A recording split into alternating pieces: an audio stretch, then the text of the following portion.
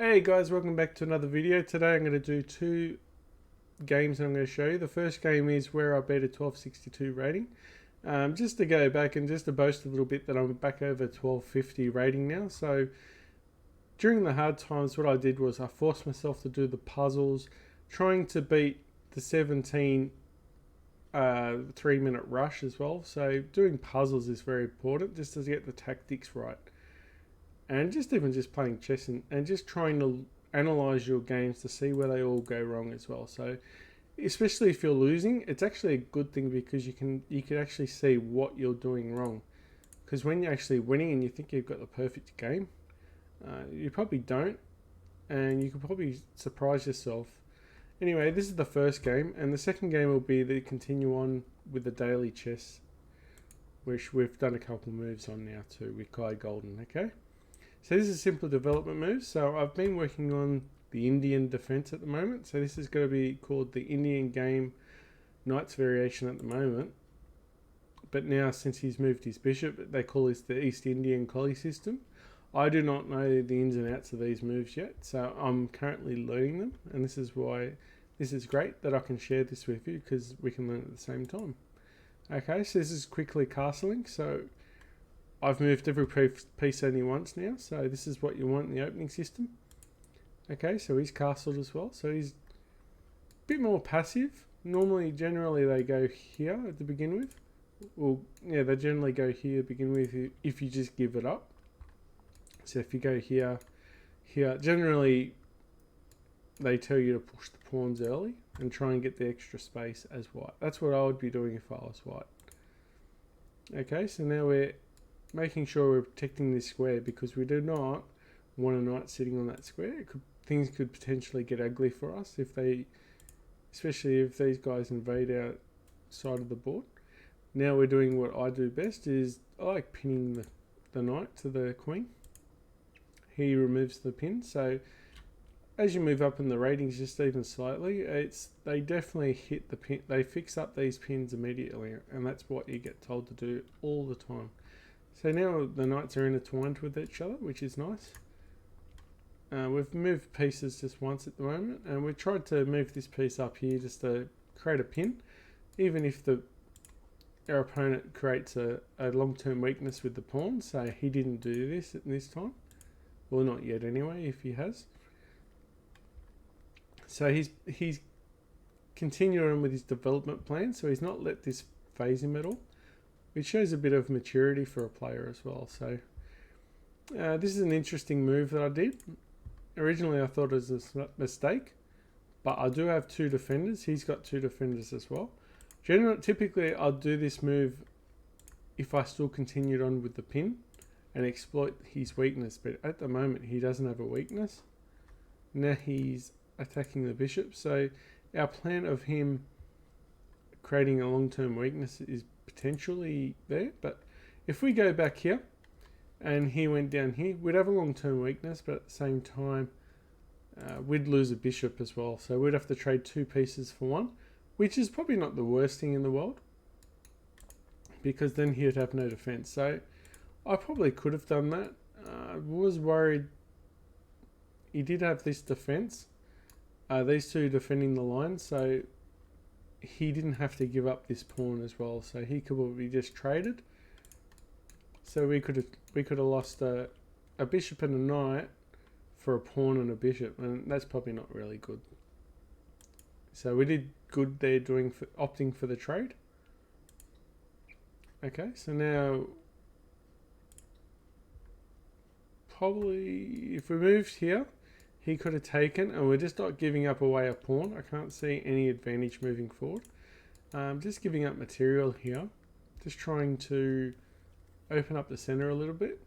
I find that if you lose your defensive knight, you tend to have really bad games as well. So it's not bad to open up the board around your opponent, especially when they've lost their defender. Okay, so we've got an open file here, which is nice. What else do we have here? No semi-open files at this stage. At the moment, these are hanging pawns until this guy comes up. So Okay, so we've got the open file, so that's definitely a strength. If I look at the computer, it says it's a weakness generally, so that's something strange about computers that I like having controlling more squares than not. So anyway, he comes down, puts pressure on the pin. Often also what happens is they'll put their queen down here and send their bishop down here and then trade our most important bishop, duck square bishop. And we don't want that, so we're sending him away. He runs away. And we're probably creating a long-term weakness, but we're also getting rid of a pin, which is important. So he runs away. Okay, so now he's attacking here. He could probably put some more pressure on this square. We've only got one defender at the moment, so we're attacking his weakness. There's no one attacking, no one defending that pawn. And yeah, that's one of the things I said in the last video as well. Something I tend to do, and that's forget about these pawns that are undefended.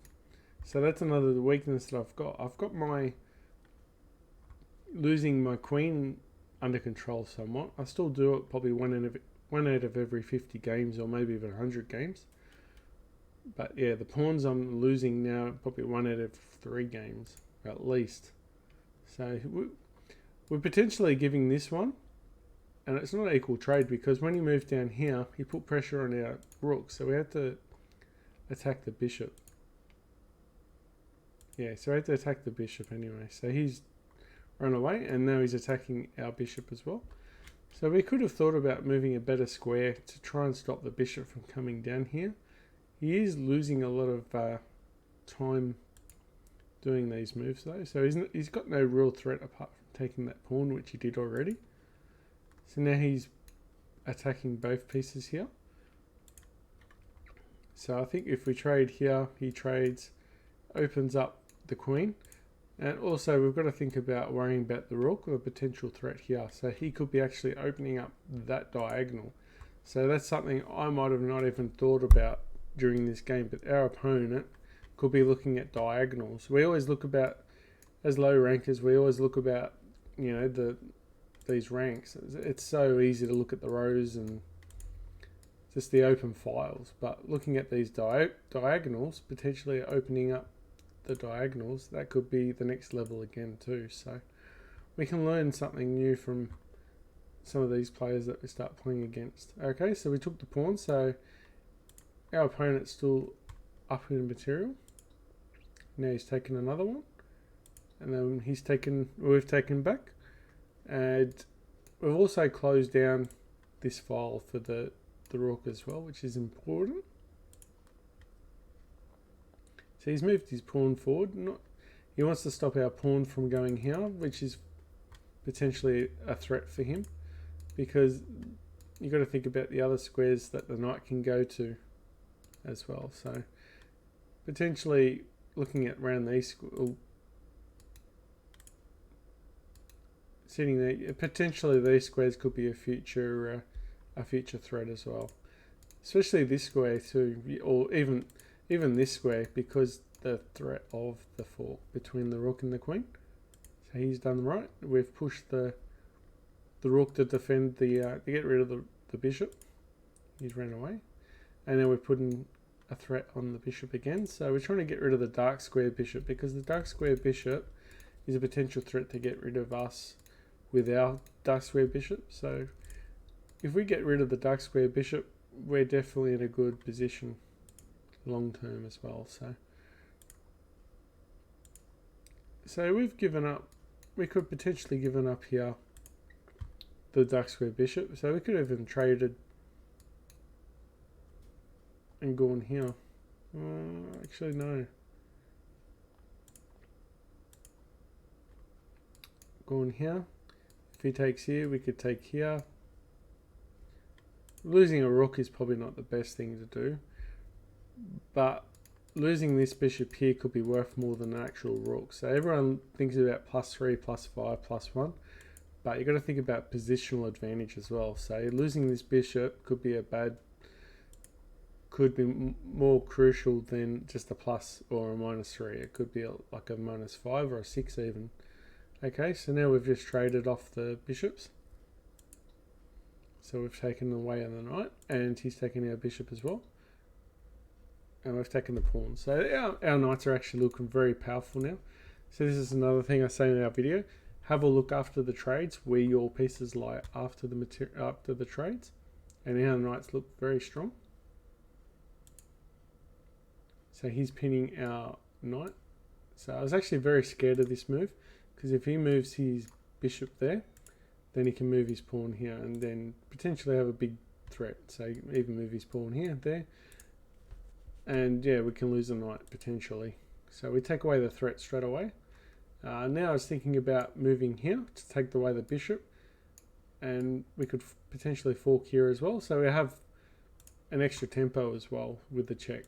So they're really good moves you need to keep an eye on. So we're taking away the knight here because he was undefended. So always keep an eye on your undefended pieces. Now it's starting to get a bit tricky. So he's attacking our rook as well. Yeah, it's our only we got 2 defenders for the knight, so he's gonna get our pin back. But we don't, we trade. So we trade, that's not too bad. And then we can actually check. And then if he takes, then we've got the other check as well. So having those extra checks, we need to start utilizing them in the higher games, especially in our ranking. Now we've weakened up our pawn again, and we've weakened up our knight. So we're up in material now, momentarily, but now we're back to the same. But we do have this piece here, and he gets this piece here, and he sees it. And our knight's undefended now too, so we've just left a couple of our pieces hanging. So this looks like a game where I did win this game, but it looks like I've done a lot of errors as well. So leaving our pieces undefended hanging, you know, if he just goes and gets greedy, we can gain momentum. This was a good move because it defended both our weaknesses, so the knight and the pawn, and also defends this diagonal as well and attacks the rook. So this was a very powerful move. So these moves we need to find as well in our games. Okay, so now he's got the diagonal on his own, so we've got to be very careful. So we take away the check threat. So anywhere along here, probably not that square, could be a check, and we just want to get rid of that, because if he does a check here, then he could move his rook down here as well, because his queen was protecting the rook. But we'd probably not, he probably wouldn't do that because we'd trade the rook for the knight, and he wouldn't want to do that. That was bizarre. So our opponent thought this pawn was still hanging. He got so wrapped up in his plan about the back row that he's just forgotten about what was defended and what wasn't. So originally 3 moves back, this was a weak piece, and he just taken it. So he just got distracted with his plan, and yeah, he resigned after that. Anyway, guys, yeah, that was a lot of errors in my game. So looking at pieces that were undefended, especially the pawns. Okay, but we got lucky because he blundered, and that's what happens in the low levels. Whoever blunders generally loses, but if you blunder and it misses by your opponent, you end up winning. So yeah, anyway, this is the next game, and this is where I left off in the last video, where I was potentially looking at attacking this square. And our opponent must be watching the video, or might be, and he replied with this. So this is also a good move. He's also attacking our undefended piece, but he's attacking a pawn. So what we can do, which I thought was, we'll just continue with the plan of breaking open. We can attack the bishop here, and we can attack the pawn. So no matter what he does, he can't just take the pawn because we can threaten the bishop.